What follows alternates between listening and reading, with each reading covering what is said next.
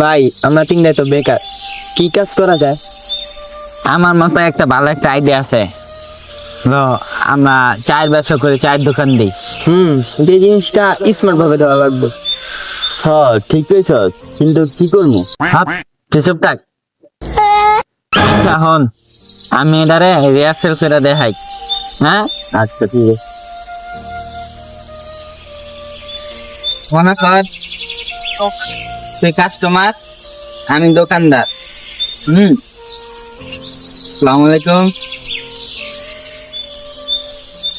ওয়ালাইকুম আসসালাম। ভালো আছেন জনাব? জি ভালো, এই রৌদ্র গরম জল শরতের দিনে কিন্তু এটা তো বর্ষা। ও আচ্ছা, এই মিথিলা মেঘলা বর্ষার দিনে এক কাপ চা খাবেন? না, আমাকে একটা কফি দে, তাও চিনি বাড়ায় দিয়ে।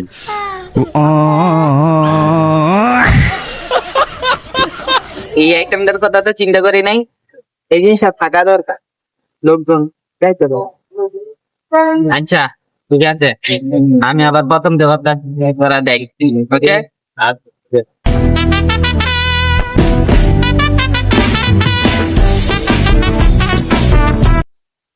এই মিথিলা মেঘলা বর্ষার দিন এক কাপ চা খাবেন না কফি? না আমি চা কফি কিছুই খাবো না, এক গ্লাস লেবু শরবত দেন ঠান্ডা। মহা মুশকিলে পড়লাম তো।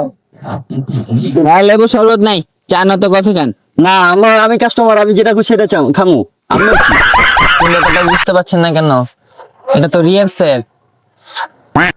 না আপনারা জোর করে ভাইজান খাইবো নাকি? আমি চা কফি খাবো না, আমি লেবু শরবত লাগবো।